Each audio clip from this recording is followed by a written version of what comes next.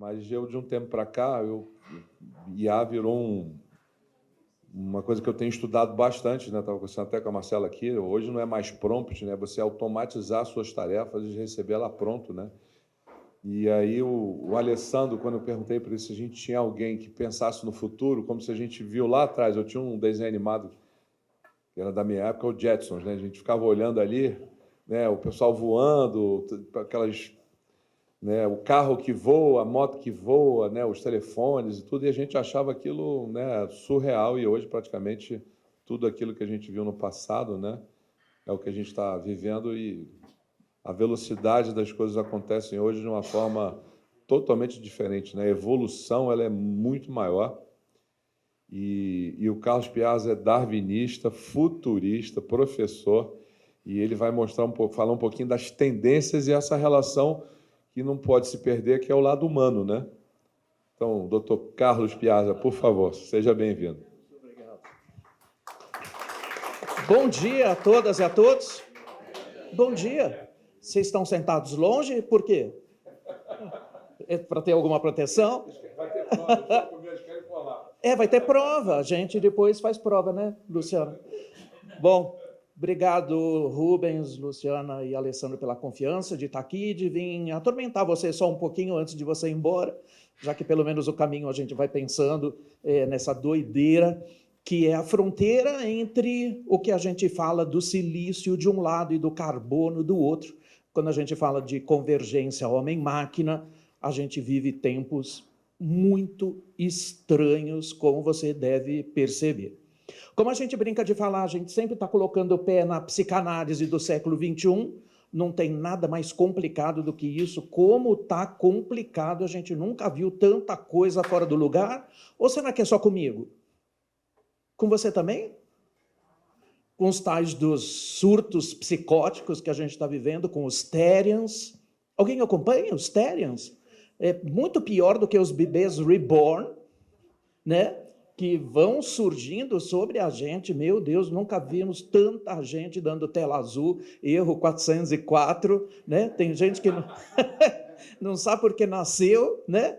Dá F5, dá um reset, não volta ao que era, e a gente está bastante preocupado com esses limites da saúde mental que vem pegando todo mundo, como um sinal muito característico dos tempos estranhos que a gente vive. Então, a gente, claro, eu sou futurista certificado pelo Millennium Project, a maior agência de futuros do mundo, mas é uma coisa esquisita o que eu trabalho, porque você sabe que o futuro não existe.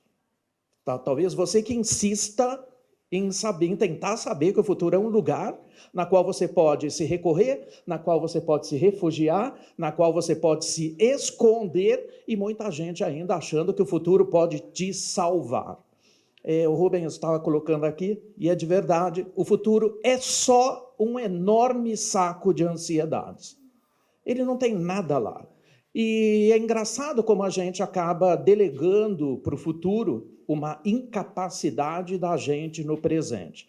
Então, isso já é uma crítica de muito tempo, do próprio Alvin Toffler, que é o papa do futurismo. Há mais de 50 anos ele já falava, nos acusava, que a gente só usa o futuro para tentar escapar do presente, e é um pouquinho disso, né, que a gente faz, né? Se hoje está muito ruim, quem sabe o futuro, né?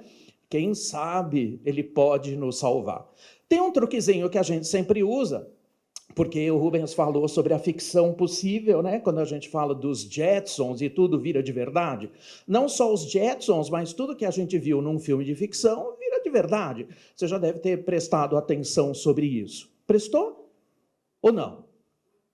Quando você vê filmes de inteligência artificial, por exemplo, os mais antigos que você tem, e um deles que é absolutamente cult, que é 2001, Uma Odisseia no Espaço, assistiu? E isso também. Você vai encontrar máquinas rebeldes, máquinas transgressoras, máquinas e inteligências artificiais deprimidas, absolutamente aprisionadas, e que trabalham para uma pessoa só.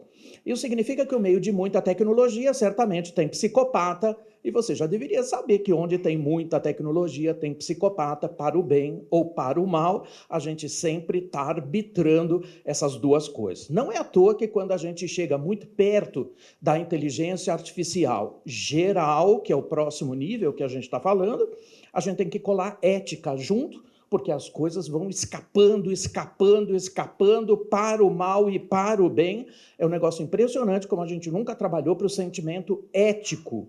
Máquinas não precisam de ética nenhuma, absolutamente nenhuma. Máquinas não têm moral, máquinas não têm ética, máquinas não sabem o que fazem. E é muito importante que a gente também, no próprio ciclo de desenvolvimento tecnológico, a gente aprenda também que muitas coisas que a gente vem ouvindo nos últimos tempos, mais de 90% não são verdade. Porque, na realidade, o que as máquinas vão fazer para a gente depende muito mais da gente do que delas em si. Ah, porque as máquinas vão pensar sozinhas. Uau, claro que não. Não existe a maneira com que máquinas pensem sozinhas. Ela só simula. Máquinas não poetizam. Elas são absolutamente incapazes de pegar ambiguidades. Quem é bom em ambiguidade somos nós, humanos. Máquinas não têm a menor chance de sobreviver a ambiguidades. Quando a gente fala de inteligência artificial, a gente fala que, uau, então, de repente, é uma coisa maravilhosa que vem lá do futuro. Mas, Rubens, já foi dito num filme de ficção que foi feito pelo Walt Disney, de uma peça escrita pelos irmãos Grimm, que se chama Branca de Neve. Em 1812 para 22, quando essa peça foi escrita pelos irmãos Grimm, a Branca de Neve já tinha uma madrasta quando a mãe dela morreu, e o rei do reino, que era um casal absolutamente perfeito de comercial de margarina, né? Como a gente fala. Quando a mãe da Branca de Neve morreu, o pai casou com a megera da rainha Má. Alguém se lembra disso? Ou só eu que me lembro? Alguém se lembra? E aí o que falava a rainha Má? Chegava na frente do espelho e falava: espelho, espelho meu, existe no reino alguém mais bonita do que eu? Ela já colocava um prompt para uma tela, e talvez você não tenha percebido que em 1812... ela já falava como a Alexa. A Alexa, ela vem no esteio de 1812 a 22. Meu Deus, onde a gente estava que a gente não percebeu isso? E ela falou: mas Branca de Neve, que maldita, onde está essa menina? Precisamos matá-la. Eu falei: mas onde ela está? Aí o espelho fala: o quê? Ah, ela mora com os anões.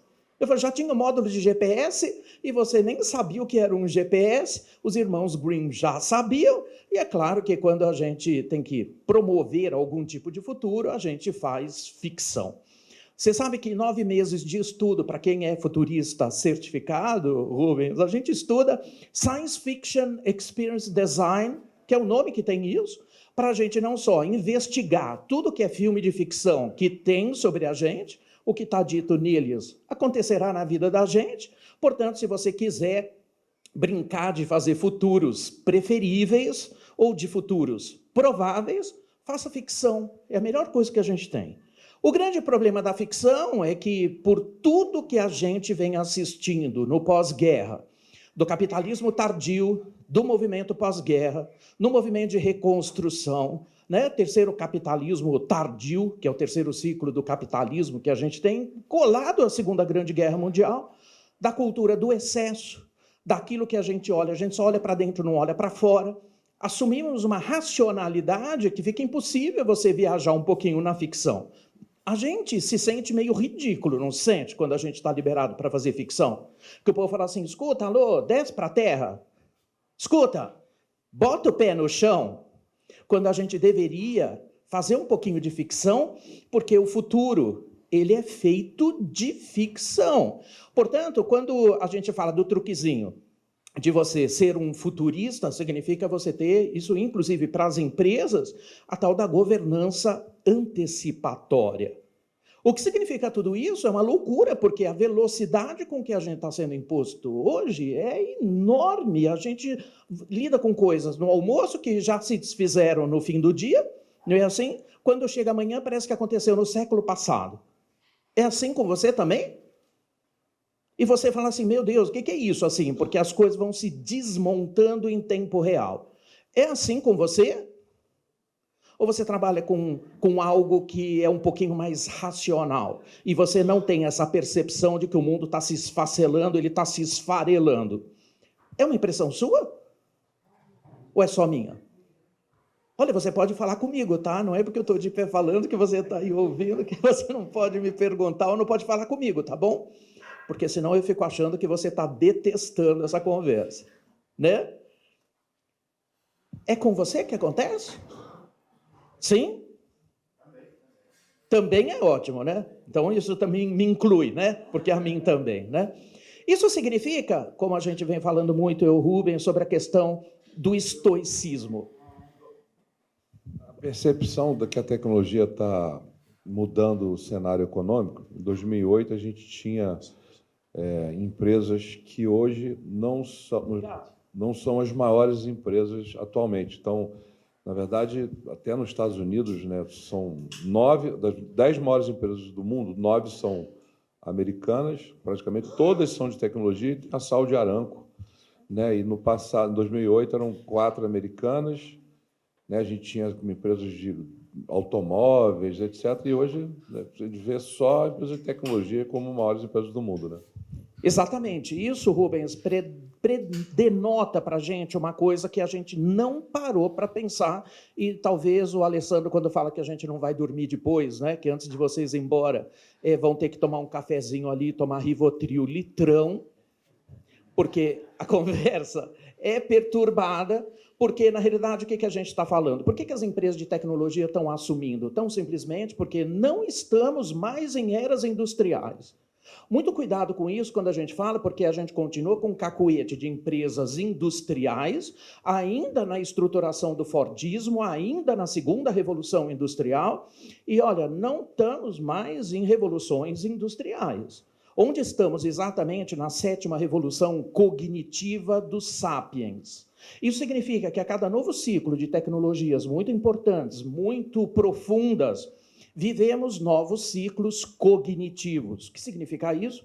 Temos que abandonar muitas coisas que a gente fez no passado em prol de um futuro que a gente não conhece muito bem, porque, na realidade, a forma com que a gente tem para reagir a estes inputs são completamente diferentes.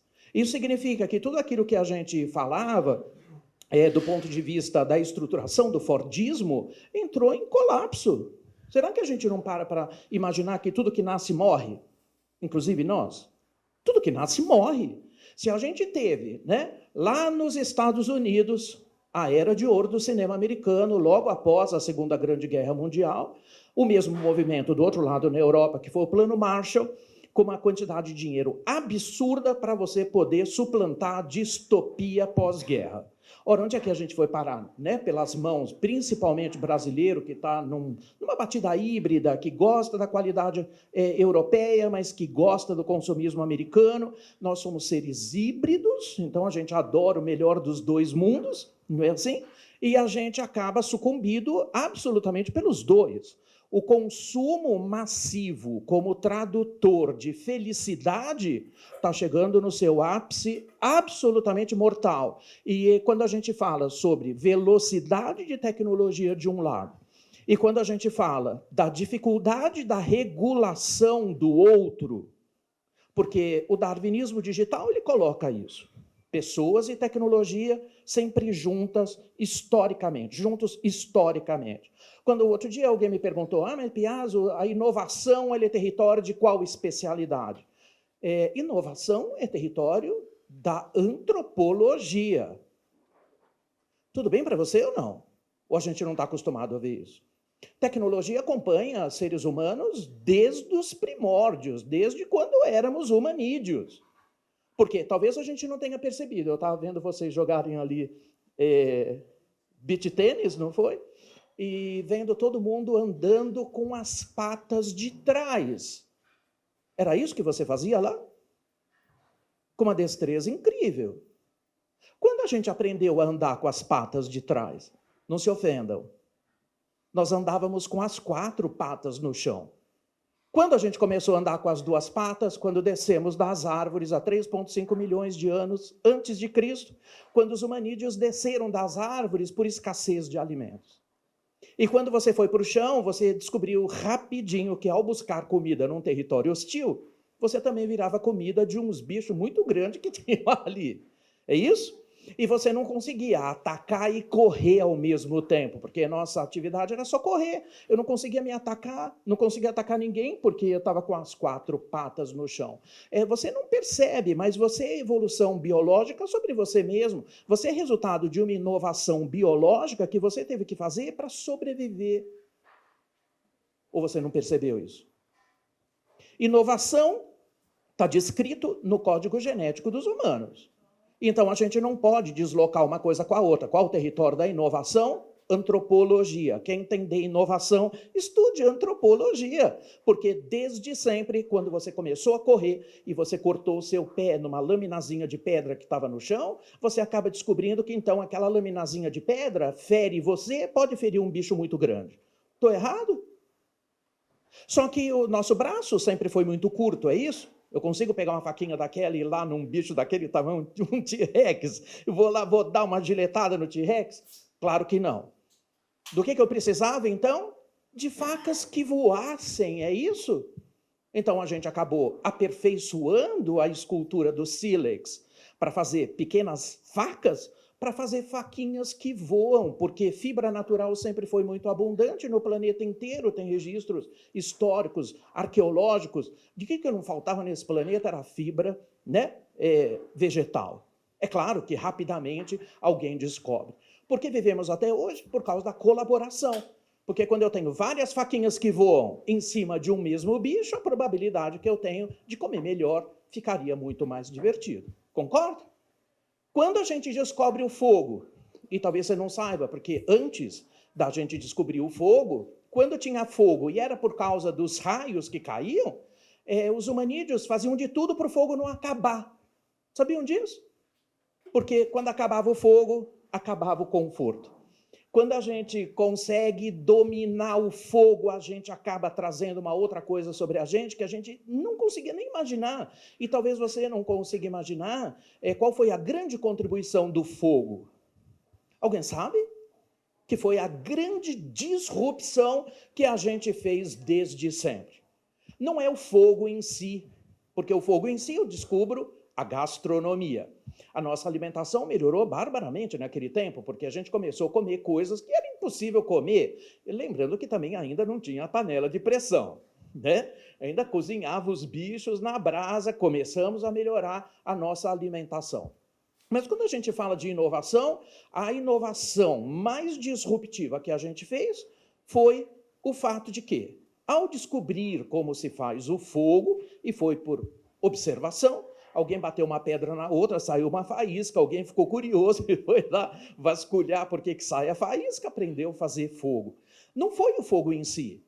A maior disrupção que a gente já fez, como um ser, né, humanídeo ainda naquela época, depois veio o Homo erectus, depois veio o Homo habilis, aí veio o Homo, né, os neandertais, aí vieram os sapiens. Bom, o que foi essa disrupção?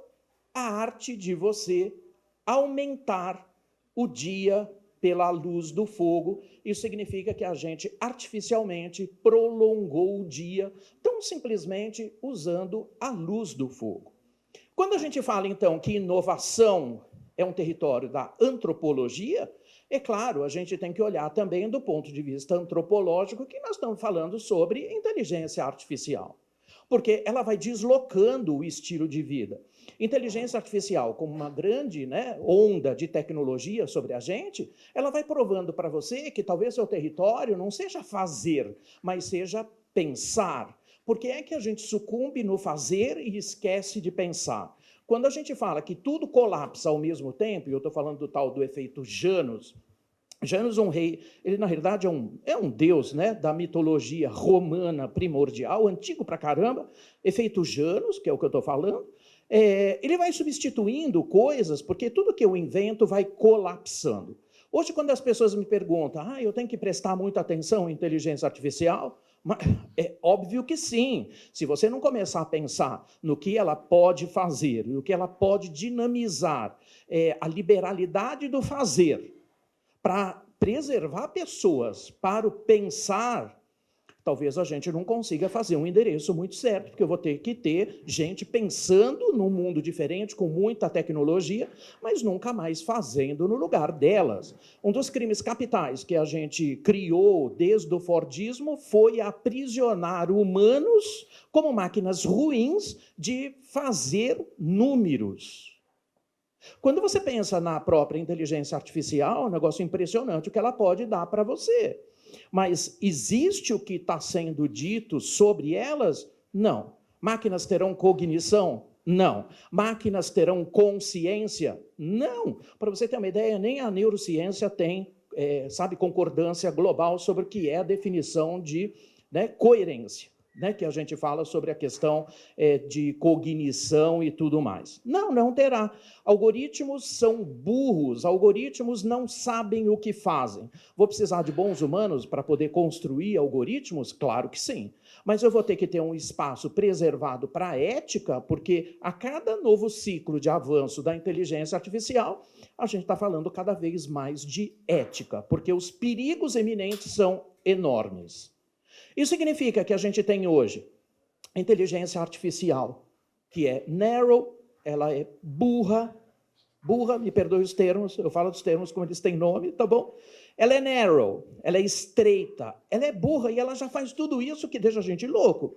Ela pensa uma coisinha boba, que é 200 petaflop. Alguém sabe o que é isso? Não? Não? É uma coisinha boba. 200 petaflop, flop é unidade de processamento por segundo, ela faz 200 petaflop. Isso significa que ela opera em 200 quatrilhões de cálculos por segundo. Dá para você compreender o que é isso? Só que, então, eu tenho que fazer uma pergunta meio incomodante. O que está fazendo você pendurado na fórmula da planilha dinâmica da porcaria do Excel? Alô? O que está fazendo você lá? Você sabe que por sensores, e eu tenho sensor de tudo que é tipo hoje, eu consigo tomar dados em tempo real de um determinado processo através de sensores que custam 14 centavos de real. Quando eu quero automatizar absolutamente tudo e posso tomar dados em tempo real de qualquer coisa por sensores, eu posso canalizar isso por bons sensores, por bons algoritmos, aprisiono no blockchain, dou segurança para todo tipo de operação, faço os cruzamentos que deveria ter para todo tipo de algoritmo que eu posso ter, distribuo para quem eu quiser e ainda simulo sobre a plataforma de dados o futuro que eu gostaria de ter. Por que a gente aprisiona pessoas fazendo Excel e, num segundo lugar, que eu acho pior ainda, talvez você deva ter estranhado que eu não uso PowerPoint há mais de 8 anos. PowerPoint distrai você. PowerPoint, você fotografa todo ele, nunca abre. Você pede o arquivo, nunca abre. Você fotografa as telas, nunca vê. É assim? E ele só serve para te distrair. Então, eu não corro o risco de você se distrair com PowerPoint. Não precisa. Não precisa. Porque, na realidade, eu não preciso expor para você, porque eu estou brincando com a sua capacidade cognitiva. Rapidamente você aprenderia tudo que eu estou falando. Por que é que aprisionamos humanos ainda como se estivéssemos na empresa do Henry Ford, em 1850? Não faz o menor sentido. 4 coisas do Fordismo que a gente replica até hoje, não é? Foco total na produção, foco total no ROI. Estou errado, não? Hã? Isso significa que eu estou recomendando que você não calcule ROI? Não, porque não tem ninguém maluco aqui. Claro que você pode calcular o ROI, obviamente. Ele é o termômetro de tudo que você tem? É claro que não. É claro que não. Talvez você não tenha percebido na batida digital que quem compra são as pessoas, não são mais as empresas que vendem. Elas se aproximam de você não pelo que você faz, mas o porquê você faz o que faz. E se eu tenho um fit do porquê você faz o que faz, a gente está falando de propósito. Estou correto? Alguém sabe exatamente o que é o propósito e onde ele mora? Por que ele é tão requerido? Nunca falamos tanto de propósito, não é? O que é propósito para você? Cai na prova. Hoje eu dou aula à noite no pós, né? A primeira pergunta que o povo faz, né? Prof, que cai na prova? E eu falo, lágrimas. Que cai na prova? Lágrimas, claro, óbvio, né? Propósito, Rubem. Ok, como é que eu explico isso?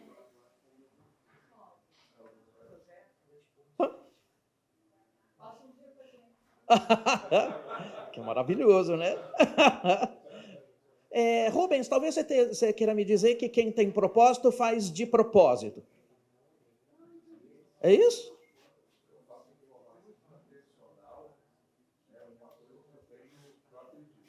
Claro. Claro.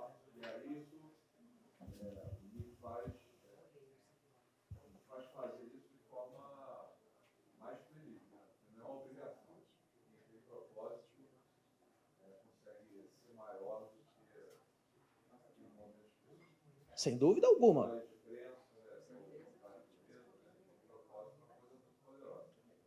Absolutamente poderosa e absolutamente requerida.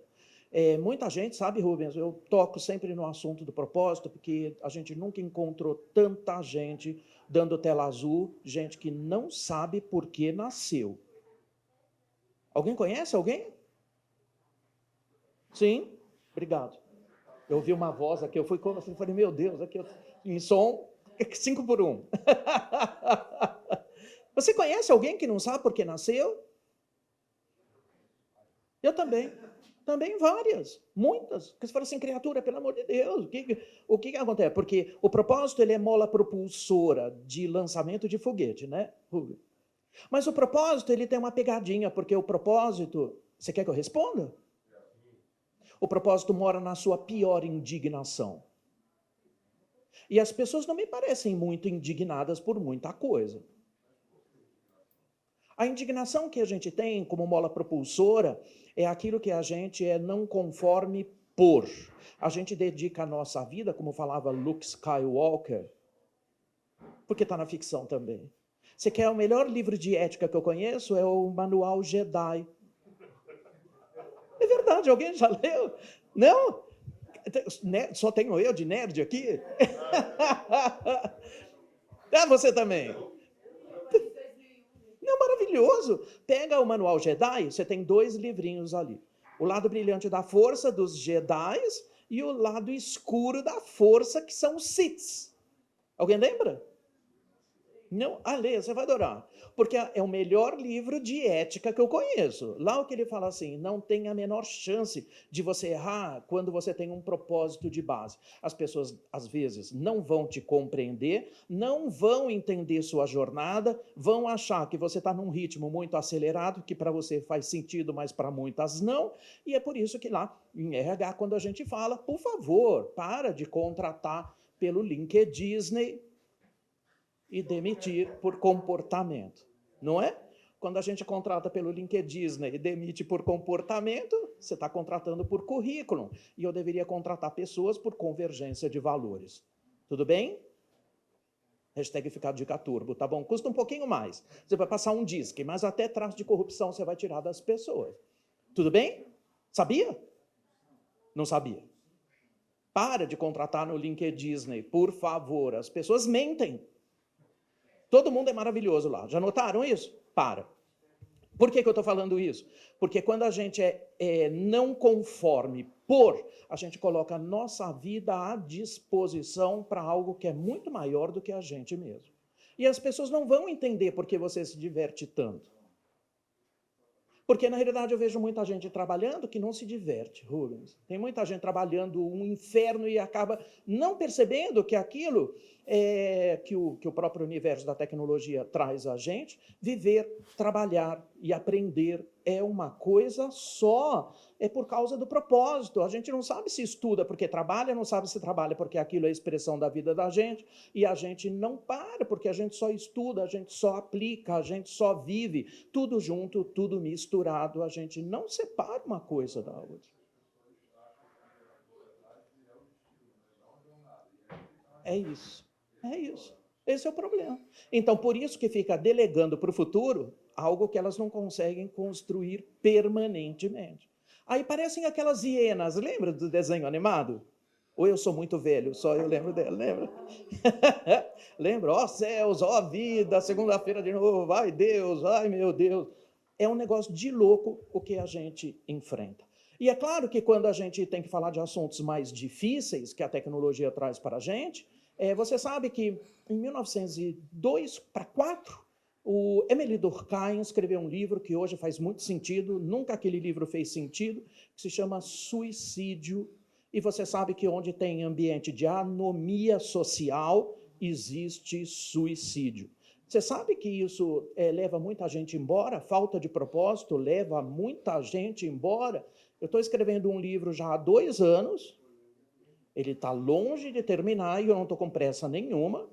Também eu tenho a sorte de ter um editor que não fica me ligando. Ele fala, quando você tiver um livro, me manda, a gente publica. Então, daqui a uns 4 ou 5 anos, você vai poder ter esse livro em específico. Lá eu tive que levantar o número de pessoas que passaram por esse processo no ano de 23 de 2024, ainda não fechou. Você acredita que na região Latinoamérica foram 778 mil pessoas que se suicidaram? Isso é uma cidade de Ribeirão Preto inteira. Isso é uma cidade de Uberlândia inteira. E você sabe em que idade começa? 9 anos. Alguém tem filho ou tem criança próxima que tem 9 anos? Você consegue enxergar, olhar para a cara de uma criança como essa e entender que essa criança pode estar decidindo o fim da vida dela quando ela nem começou a viver? Que tempos são esses que a gente está falando, que tudo parece que está fora do lugar, que tudo está do avesso, que a gente vê coisas absurdas pela tecnologia? E qual é o chamamento que a gente está fazendo com relação a tudo isso? Não é? A gente até porque trabalha muito com tecnologia, muito com criança, com adolescente. Eu passei um estudo para o Rubens, saiu agora, a gente acabou de divulgar no Rio to See, que acabou de acontecer, que se chama da futurofobia, a futurotopia. Jovens estão declarando que são absolutamente avessos a futuro. Eles têm medo do futuro, e isso, entre outras mil coisas, faz a abreviação da vida. Então, claro que a gente está vivendo um tempo que é muito esquisito, onde você deveria ter um espaço para as crianças, para elas poderem se divertir, rolar no chão, brincar, criar, mas a própria futurotopia está sob risco, porque elas não têm criatividade suficiente por causa do medo paralisante do futuro. Você consegue imaginar um troço desse? E depois...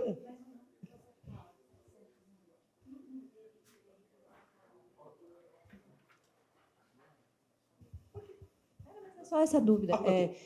Esses 700 mil, eles são um aumento? Porque o ser humano é um bicho angustiado, né?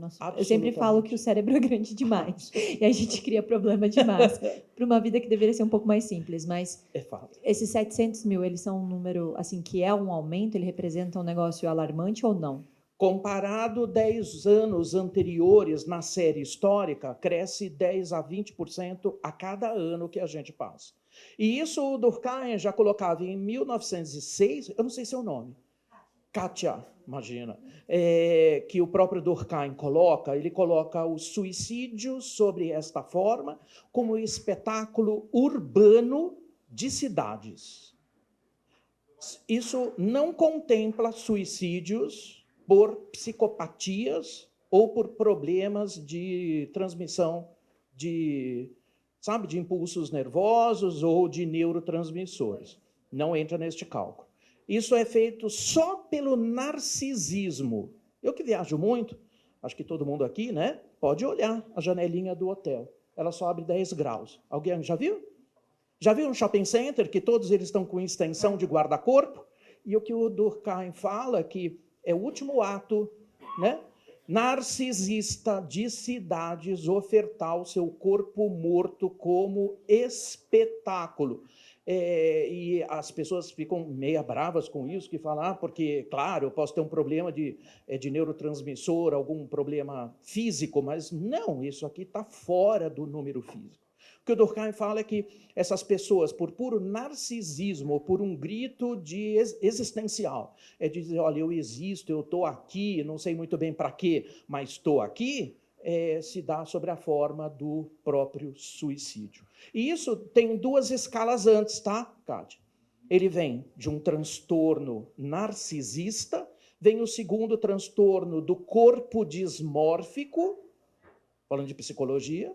Eu sou polímata, eu opero em todas as áreas do conhecimento, por isso eu falo sobre isso. E o transtorno do corpo dismórfico é essa fobia que a gente tem de achar que a gente habita um corpo que não é o nosso. Então, você acaba puxando, esticando, põe, vai pondo, até que você fica completamente transfigurado. E aí isso é um terror, porque você se olha para o espelho e acha que você está vivendo um mundo que não é o seu, você está vivendo um corpo que não é o seu, tem uma desconexão total, é bom saber que não tem retorno. Então, como a gente brinca, muita gente fazendo demonização facial, muito cuidado com isso, não tem retorno, tá bom? E você se altera de uma forma que você não se reconhece. Por que eu estou falando sobre isso? Porque eu tenho muita tecnologia de um lado e tenho impactos humanos do outro. Eu tenho que enxergar onde as tecnologias dão para a gente algum conforto e onde que a gente tem as coisas que escapam do outro lado que a tecnologia coloca para a gente também. Então, essa conversa conecta tecnologia com filosofia, e é claro que a gente tem que entender que os modelos, eles vão também sendo apresentados ao longo de tudo que a gente vem fazendo. Então, você fala assim, como é que você explica a inteligência artificial que pode liberar os humanos por uma atividade prazerosa como essa que Rubens e a Luciana oferecem aqui? De você estar em contato com a natureza, de você respirar um outro ar. Eu vim muito cedo, eu saí 5h30 da minha casa, sabia? Que eu detesto chegar atrasado nos lugares, eu sei que eu sou psicopata, Saio muito cedo, fico controlando o relógio para... fico assim, enquanto eu não puser o pé na estrada, eu fico mal. Mas eu vim parando, porque eu nunca vi tanta nuvem baixa, isso significa que choveu e fez frio. É isso? E tem um autor que eu adoro, que dá um hashtag fica a dica aqui também, que é o Hartmut Rosa, ele é um sociólogo alemão, ele tem um livro, 2 na realidade, um que se chama Aceleração, que é por que a gente corre que nem maluco sem saber por quê? Você também corre que nem maluco sem saber por quê? Porque às vezes você fala assim, o que eu estou fazendo? Que eu estou correndo que nem um doido. Para. Você sabe que o luxo do futuro são 3. Sabe quais são os luxos do futuro? O silêncio, a privacidade e o tempo. Se o Rubens e a Luciana te botam num lugar desse aqui, é para você viver a ressonância, porque você recupera os 3, é isso? A menos que você tenha uma compulsão de enxergar quem ainda não mandou o e-mail que deveria ter mandado. É isso? Ansiedade. É isso? Porque se não for isso, você recupera um pouquinho do tempo, da privacidade, Você recupera um pouquinho isso. O Hartmut Rosa tem um livro, eu recomendo para todo mundo, chama Ressonância. Não tem tradução para o português, e ele fala o seguinte, o que é isso? Que a gente vive a idade do vidro, porque toda a realidade hoje é recortada num vidro do teu celular, do teu tablet, do teu computador, e você fica com a cara no vidro e não põe mais o olho na linha do horizonte. É isso? Que ele fala que na linha do horizonte é onde moram todos os deuses e todas as respostas. É isso? Eu preciso de uma desaceleração urgente. Isso significa entregar para as máquinas tudo aquilo que eu adorei fazer no lugar delas, mas eu tenho que entender como que eu vou participar disso, não é? Dica 0, de como a gente começa. Você vai querer colocar... Todo mundo já implantou algum tipo de inteligência artificial no seu negócio? Já? Não? Vai começar? Claro. Perfeito.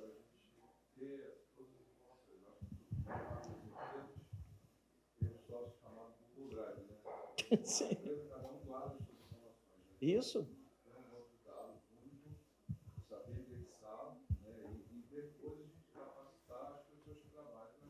Perfeito? É uma metodologia, porque pelo menos, Rubens, eu tenho a Mel Robbins, que é uma colega minha lá do Millennium, ela está lá em Boston, ela fala um troço que eu adoro, ela falou assim, que as pessoas ficam nervosas, que ela fala assim, por onde eu começo, não é? Ela falou assim, não espere estar pronto, comece. Eu falo assim, mas por onde? Comece! Ela fala assim mesmo. Eu falo assim, não, mas por onde? Comece! Não espere estar pronto, comece. Porque, na realidade, tudo depois conecta uma coisa com a outra, com a outra, com a outra. O que eu tenho chamado a atenção das empresas, porque elas querem avançar um pouquinho mais em determinados setores na inteligência artificial, porque nós estamos no pé do segundo ciclo de inteligência artificial, que é a inteligência artificial geral. Nós estamos na narrow, mas estamos indo para a geral. O que significa isso? Que alguns setores farmacêuticos, setores que a gente fala sobre setor médico, né? Você sabe que, inclusive, o câncer é reconhecido como um algoritmo. Tudo bem? Já ouviu isso? Câncer é um algoritmo. Por isso, sim, ele tem cura. Diabetes, sim, é um algoritmo.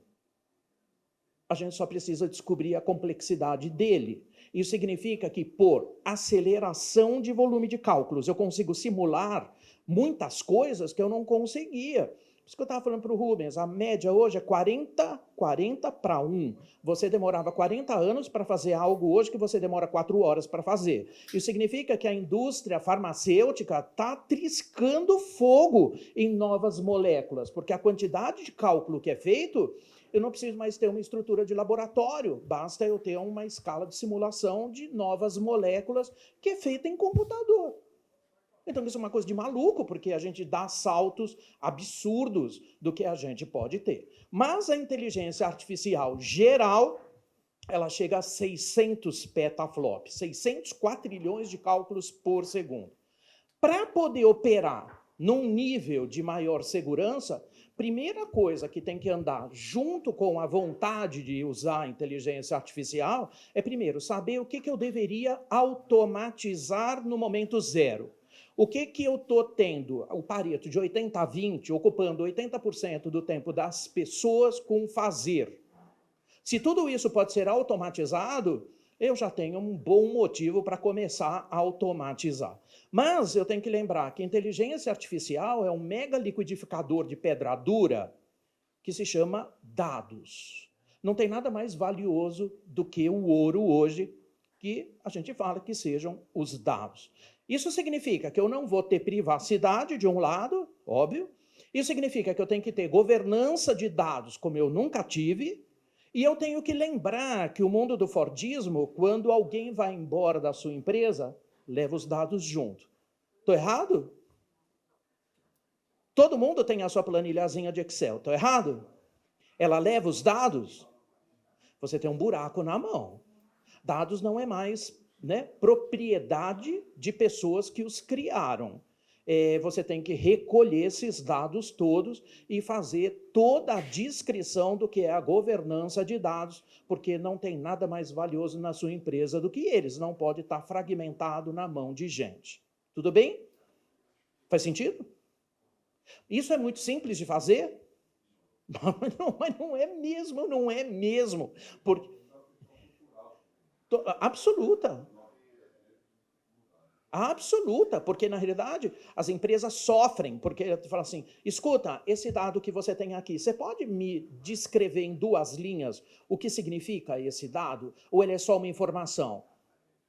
O que difere um dado de uma informação é exatamente a qualidade de como você o enuncia. Segundo passo, da onde ele vem? São dados, então, que eu posso ter uma trilha de obtenção de dados que seja saudável. Eu estou respeitando o LGPD, sabe Deus de onde está vindo esse dado? Estou respeitando quais são as assimetrias que esse dado pode ter para mim? Eu sei qual é o nível de confiabilidade que eles têm? Internalizo e não abro mais para ninguém. Isso significa que quando a gente fala de governança de dados, outro alerta aqui não é a inteligência artificial, mas é o Web 3.0, 4.0.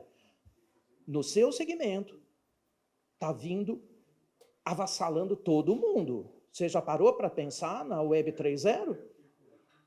O território da Web 3.0, porque nós tivemos Web 1.0 a internet de ler. Você só podia ler. Não eram as BBS, foi logo no início. Web 2.0, onde é possível fazer transações, que é esse mundo que a gente conhece. Eu compro e vendo, eu tenho marketplace, eu vou, eu compro, eu posso transacionar, eu posso ter um contrato por blockchain, eu posso fazer muitas coisas do ponto de vista transacional. O Web 3 é um novo ciclo da web que está aqui já fungando o nosso cangote aqui, que é a descentralização. Isso significa que eu vou fazer negócios daqui para frente no formato peer-to-peer. O intermediário desaparece. A gente já aprendeu a lidar com o intermediário que não existe mais? Tanto que agora, há muito pouco tempo, para quem gosta de tecnologia, né, a fotografia da íris. Alguém viu isso acontecer? Que eu vou falar, o povo é tudo doido, está vendendo a íris, né?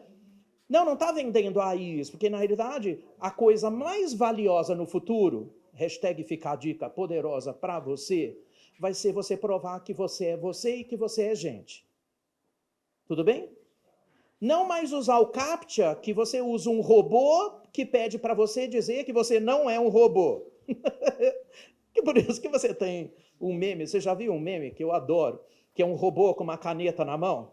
Que ele vai assim, sou humano. Assim, né? A coisa mais valiosa é você dizer que você é você e que você é gente. Não tem nada mais valioso do que isso para frente. Como é que é feito isso pela íris? É a biometria mais complexa que você pode ter, porque a riqueza da íris, né, e a forma com que a íris humana é tão diferente uma da outra, transforma num dos melhores, né, padrões biométricos que você pode ter. Oi, Rubens. Isso. Isso.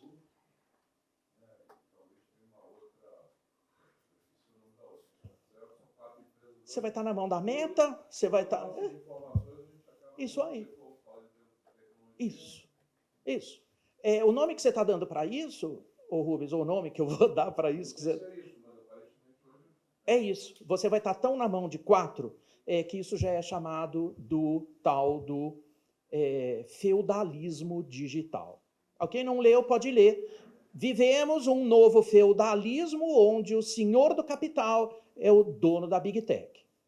Isso significa que, se você não tiver coragem para montar sua própria estrutura, você será sequestrado pelas Big Techs, pagando pedágio para ela até para respirar. Eu estou falando isso porque muitas empresas estão se rebelando contra isso. Eu posso falar numa que já anunciou publicamente, as outras ainda não, mas o que já anunciou publicamente eu te conto. A Cisco, no mundo inteiro, está fazendo sua própria plataforma para não depender de ninguém. Muitas outras empresas estão tentando seguir esse caminho. A Vale, por exemplo, você sabe que a mina SD11, que está no Pará, que é a mina mais valiosa da Vale, ela é inteira automatizada. Sabiam? Trabalhavam 7.000 pessoas, trabalham 70 hoje lá. Como é que eu acho os veios de hematita? Por confluência de satélites, por cota de terreno e por algumas características visíveis do terreno. Escavadeiras, né, as máquinas que tiram os veios de hematita, completamente autônomas. Tá? Os caminhões autônomos embarcam um trem que sai lá onde Judas perdeu o band-aid, é longe pra caramba. Assim, eu vou lá com muita frequência. Até o Porto de Tubarão, no Espírito Santo, num trem autônomo. Para você ter uma ideia, agora a Engenharia Mauá está trabalhando em internet das coisas para o trilho, porque você sabe que a escavadeira joga dentro dos vagões, mas às vezes a escavadeira joga mais num lugar, joga mais no outro. O que ela faz? O vagão trepida para poder distribuir o peso, para não gastar o trilho de um lado e não do outro. Como é seu nome? Marcelo. Deixa eu fazer uma pergunta com gancho o que você acabou de falar, né?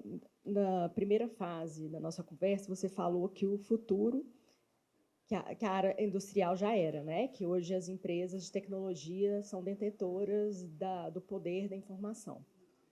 Eu sou super pensativa, porque eu sou indústria, sou tecnologia, e eu sempre estou viajando, né, na futurologia. E eu tenho uma questão, né, eu lembro que há 20 anos atrás, o que foi falado era que o ápice das mudanças era a internet, agora a inteligência artificial. E qual que é o próximo, dentro da futurologia, dentro da indústria, qual que é o próximo passo, né, de mudança industrial, tecnologia, né, inteligência artificial, e com esse mundo fluido, líquido, horizontal, e onde as pessoas estão se perdendo. Você bem disse, né, sobre os suicídios, tem nuances e teorias de psicanálise e psicologia que, por você ter várias possibilidades de escolha, né, antes a gente não tinha, a gente se perde, né? Então, fazendo esse misto, né, eu acho que eu viajei um pouco aqui, de comportamentais, né, de questões comportamentais, versus o que a gente vive nesse mundo de hoje, era industrial, mudando para uma era de tecnologia, e o que você consegue enxergar aí para frente, o que vai acontecer?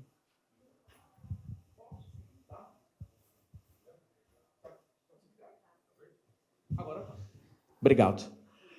Olha, não viajou não, porque a gente sempre fica ansioso para saber qual é o passo próximo que a gente vai tomar. O Web 3.0 está chegando, triscando, vai mudar radicalmente tudo que a gente conhece no meio do caminho, porque a desintermediação total de tudo é uma coisa que a gente não consegue nem formular na cabeça da gente o que é viver sem um intermediário.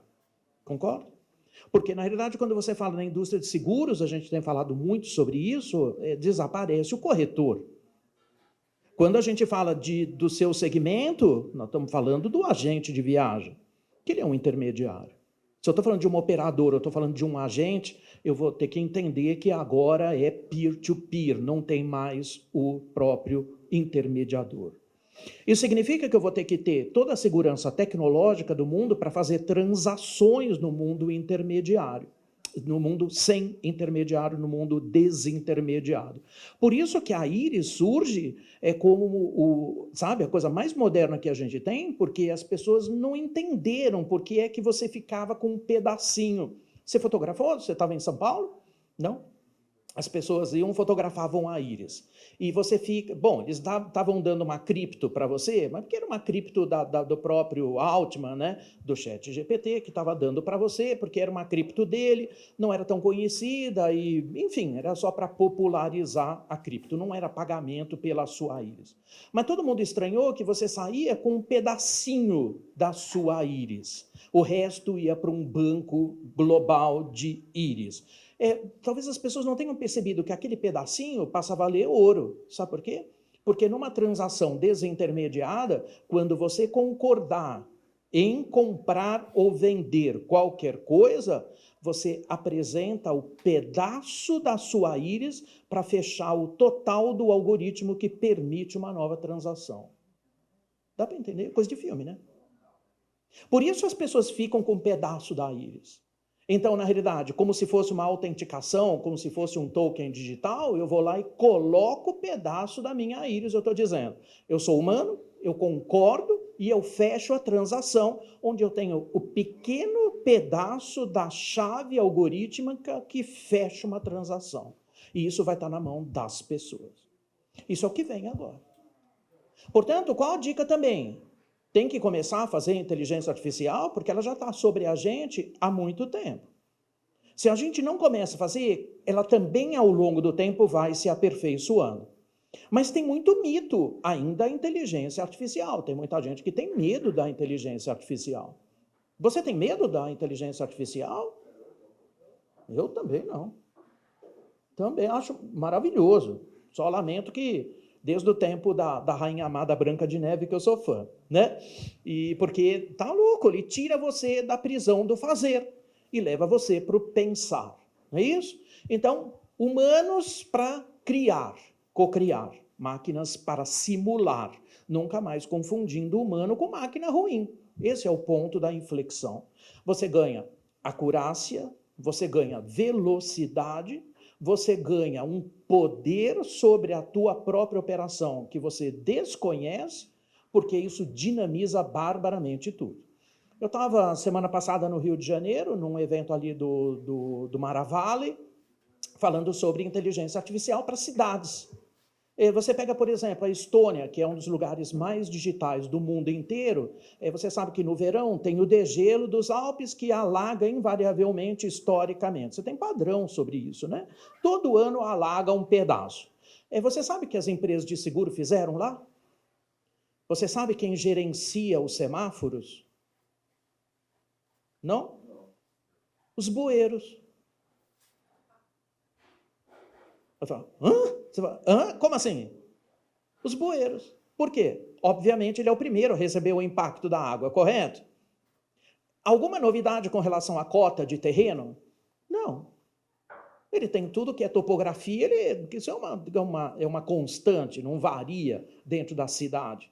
Se ele sabe que pela quantidade de água que ele está recebendo, uma cota de terreno pode alagar, então ele também é capaz de evitar carro lá dentro. Então, por que as empresas de seguro pagaram isso lá? Porque é uma aplicação absolutamente infantil, de tão óbvia que ela é. Você tem os bueiros controlando os semáforos para não deixar carro entrar em zona de alagamento, para não pagar o sinistro.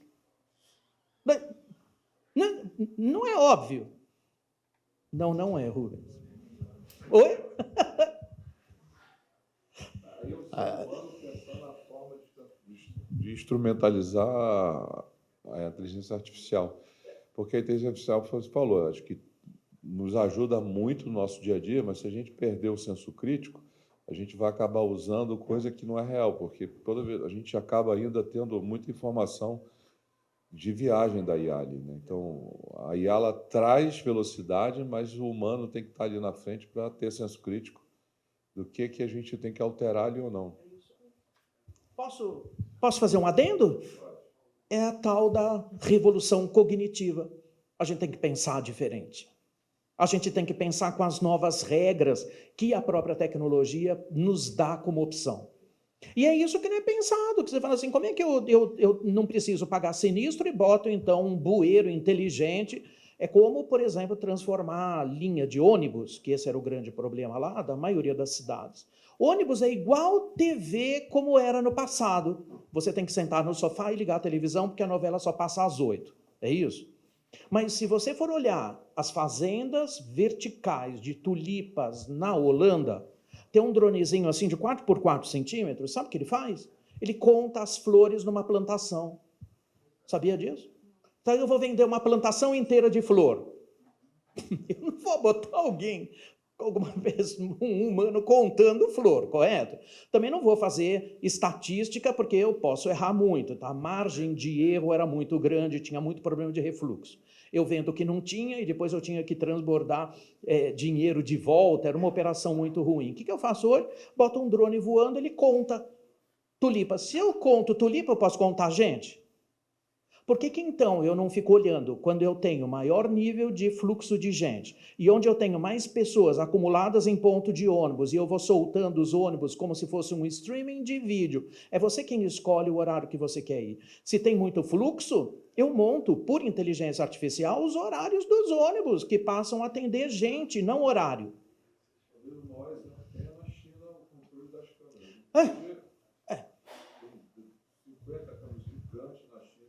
Isso. Só tem uma coisinha aí, Rubens. Isso. Só tem uma coisinha que eu gosto de colocar aí. A China como um país totalitário. Ele faz tecnologia com muito mais rapidez do que um país democrático. Porque aqui, para implantar qualquer coisa, precisa ter audiência pública, precisa ir para o Congresso, tem que os que são a favor, os que são contra, demora pra caramba de você ter tecnologias. Um país totalitário implanta tecnologias porque não pergunta para ninguém.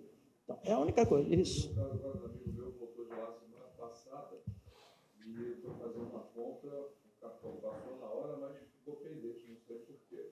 Ele foi para o hotel, uma hora depois tinha um policial na porta do hotel dele, já sabia onde ele estava. Isso, claro. Um negócio surreal. Não, surreal. Abraçou ele falou, também um mega susto, não sabia nem o que fazer, tive que voltar na loja lá, passou, me liberaram, foi uma coisa intencional, e a polícia bateu na porta Isso, do hotel que ele estava, 1 hora depois. Isso. Que a camada de vigilância que você pode ter sobre isso é imensa. Se você for fazer isso num país democrático, meu Deus, você vai passar 10 anos discutindo. Bom, pra você ter uma ideia, o legislativo não quer nem regular a rede.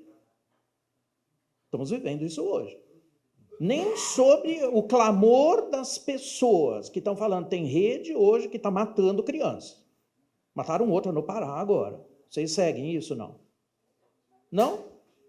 O Discord é uma das redes mais terríveis que a gente tem por causa das gangues de garotos, tudo 16, 17 anos.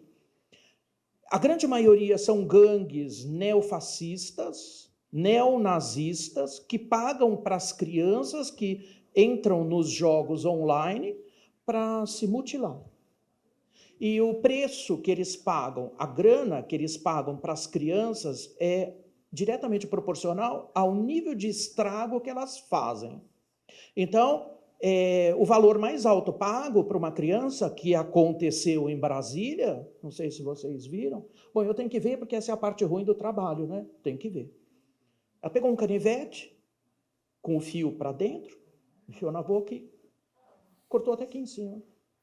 Ela vai ter essa marca para o resto da vida, porque não tem como você eliminar algo assim, está internada até hoje. 2 garotas morreram, e que lógica tem isso? Você precisa de uma regulação rápida, porque assim, não, tem que entrar com uma ação judicial, a criança já morreu, entende? Então, quer dizer, a urgência que a gente precisa sobre determinadas coisas é Telegram e Discord. São as 2 redes que promovem isso de gangues e gangues e gangues, está tudo na Deep Web. E é um pavor, se você não segue, cuidado com as tuas crianças. Todo mundo assistiu Adolescência? Sim? Aquilo é de verdade, tá? É culpa dos pais? Não, eles não entendem os códigos. Então, muito cuidado, porque agora também a polícia, vocês viram o caso da polícia? Não? Que aconteceu, foi no Brasil. A polícia agora assiste, porque ela entra pela Deep Web e assiste as coisas. A polícia foi derivada para a casa de uma mãe que falou assim, sua filha está onde? Não, ela está no quarto. Tira ela já de lá. Ela vai passar por um estupro virtual coletivo. Não, ela está estudando. Não está, tira ela de lá já. Porque a polícia começa a ter equipamentos de inteligência artificial também para começar a ler imagens que sejam sugestivas de crimes cometidos contra elas. E aí você vai ver a regulação. Cadê o legislativo que não regula? Então, tem um vácuo aí, que é o que a gente chama de anomia social. As crianças estão morrendo, Rubens, as crianças estão morrendo. E todo mundo que tem filho aqui, seu filhinho tem 6 anos? Meu Deus, me dá frio na espinha só de imaginar. Que uma criança de 8 anos pode se mutilar definitivamente por causa de uma brincadeira nada engraçada de um jogo de rede social. Entende? Aí eu sou hiper indignado com isso. Eu sou mesmo. Desculpa. Não, tudo bem. Carlos, primeiro, obrigado por chacoalhar a nossa cabeça desse jeito. E eu tenho observado na minha vida cada vez mais intermediários. Booking.com. Não falo mais com hotel, eu falo com Booking. Rental Cars, não alugo mais da Hertz ou da Avis, eu alugo via eles. Né? LinkedIn, um grande intermediário, né? LinkedIn, que se chamou. Como vai se dar, me dá um exemplo de como vai se dar o retrocesso nessas áreas, onde alguma coisa você vê de valor agregado, porque um Booking.com, ele consegue negociar taxas melhor do que eu consigo negociar individualmente, idem para os outros, né? Como é que você vê nessa terceira, não sei como é que você chamou aí, Web, hein? Não sei. Web 3.0. Web 3.0. Web 3, 4 e 5. Isso. As 3 já estão visíveis. Isso. O que vai desaparecer? Que tipo de serviço que vai desaparecer ou aparecer? Como é que vai ser essa fim do intermediário? Significa que os sistemas de busca, eu preciso ler seu nome, Marcos. Sistemas de busca vão indicar não os intermediários, vão indicar os proprietários e você negocia direto com eles. Simples, simples assim.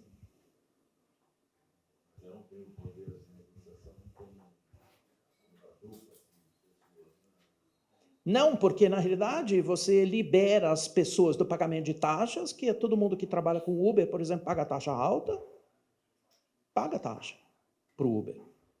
As pessoas preferem 99 do que Uber, sabia? Porque 99, aliás, ao contrário, preferem Uber do que 99, que a taxa do 99 é mais alta. Então, preferem Uber. Então, na realidade, quando você fala sobre o próprio, né, sistema que a gente tem de intermediários, ele intermedia uma plataforma. Então, o Airbnb, por exemplo, negocia uma plataforma. Fora que o próprio Airbnb, no mundo inteiro, é que mais está na linha de tiro. No mundo inteiro. Porque a reação do Airbnb na Espanha, na Alemanha, que a Alemanha praticamente proibiu o Airbnb nas grandes cidades. Então, a gente está vendo o próprio movimento contra, né, os intermediários que a gente tem. E porque você pega o meu próprio prédio, você sabe que eu não tenho nada para fazer na minha vida, Marcos, eu acho minha vida um tédio sem fim. Eu sou síndico do meu prédio. Aqui...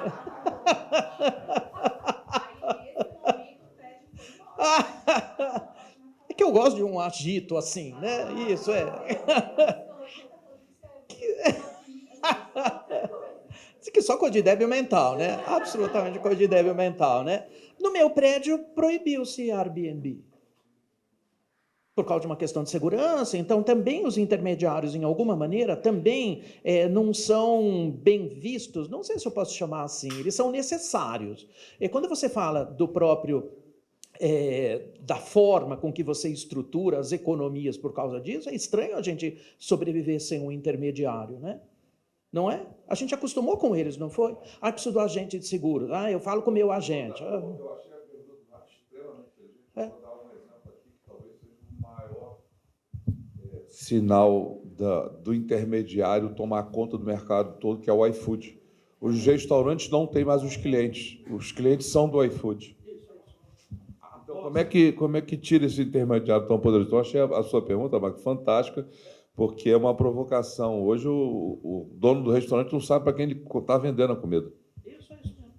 Bom, e aí está no divã, né? Porque ele é food, ele é mercado, ele é sapataria, ele é tudo, né? Decolar também. Decolar igual, né? Decolar igual, né? Oi, Alessandro. Ah, você. Rodrigo. Oi, você já tem. Tô aqui. Não, eu queria fazer... Na verdade, são dois comentários, né? Claro. Eu acho que sobre os atravessadores, principalmente em relação ao hotel, o hotel hoje já está cobrindo a taxa do Booking. Então, hoje, se você liga no hotel, ele fala, não, fecha comigo, eu te dou 5%.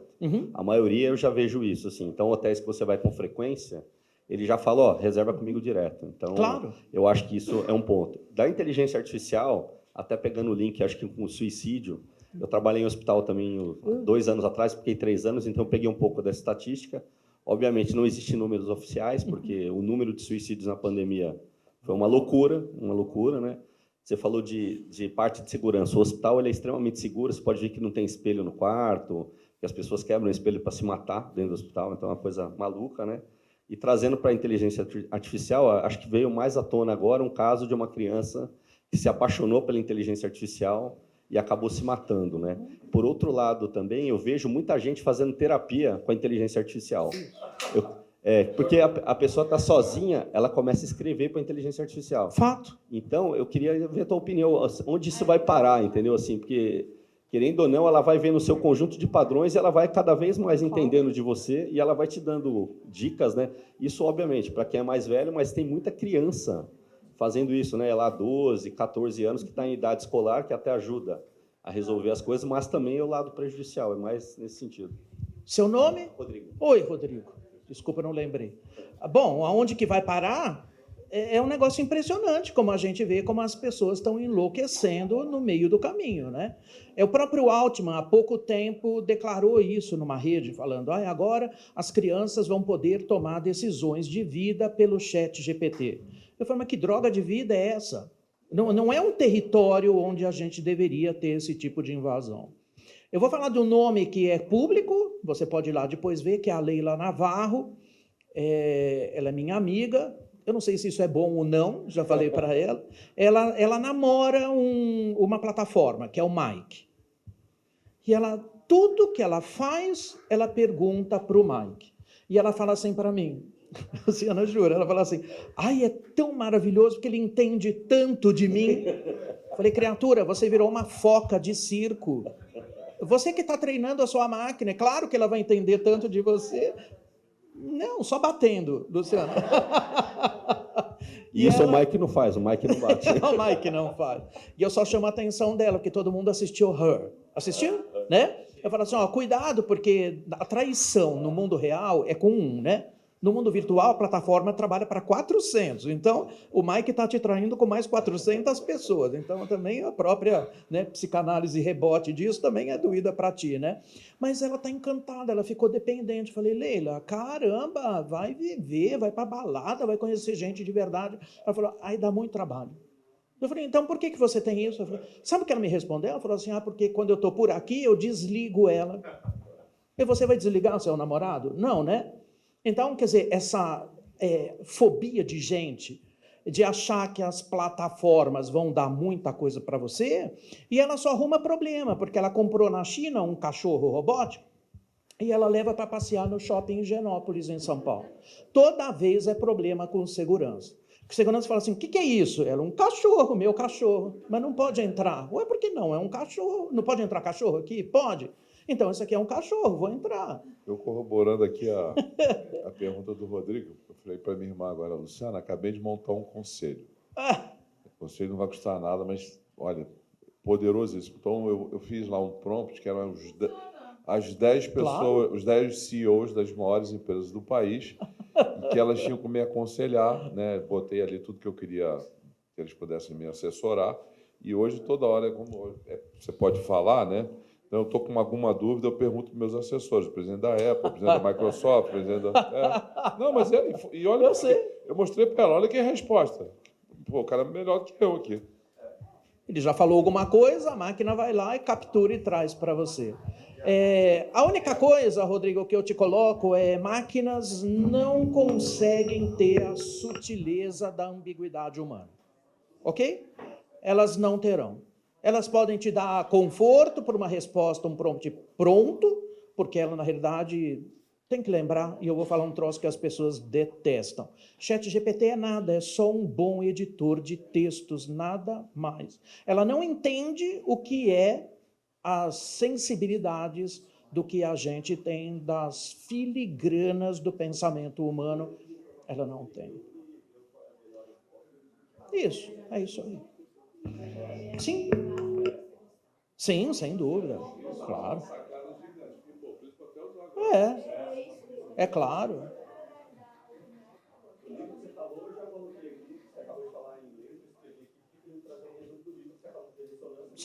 Sim, claro.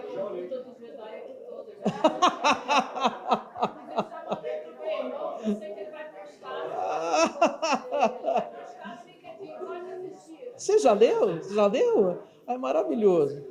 Alessandro, quer fazer uma pergunta aqui? Desculpa?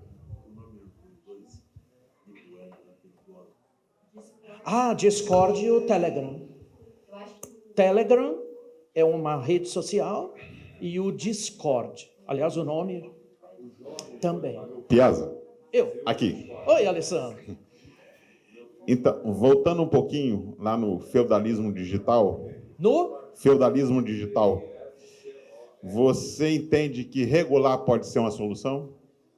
O problema, Alessandro, eu vou te dar uma resposta ambígua, porque, na realidade, o que acontece?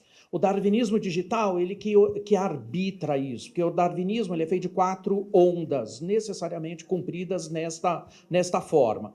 Pessoas e tecnologia intrinsecamente ligadas umas com as outras. Empresas comendo poeira lá atrás até ela resolver entender a tecnologia e fazer uma atualização. O último ambiente a se pronunciar por causa da experiência, é o ambiente político, regulatório, legal. Você vê que precisou 30 e tantos anos de internet para a gente começar a discutir regulação, porque você pode discutir regulação pela experiência que você teve. Não como o Senado fez aqui, porque eu participei das audiências do Senado, aqui e nos Estados Unidos. Ou você pega, por exemplo, a regulação que tem no mercado comum europeu, que não são boas, porque são regulações feitas em cima do medo do que a inteligência artificial pode dar. E isso não é um espelho da realidade. Mas, como a gente fala que ele é sempre o último a se pronunciar, o meio político, regulatório, legal, é o último a se pronunciar pela experiência. Isso significa que a gente teria que ter um sistema legislativo, judiciário, infinitamente mais ágil do que o que a gente tem no mundo inteiro, pela capacidade que você tem mimética de você crescer os agentes que são, vamos dizer, do mal, bem básico do mal, e que você não consegue regular por causa do tempo que isso demanda, normalmente nos sistemas que são democráticos. Num sistema totalitário, resolve no mesmo dia. Bom, dá para entender por quê. Mais alguma pergunta, senhores? Obrigado. Obrigado, Carlos. Obrigado.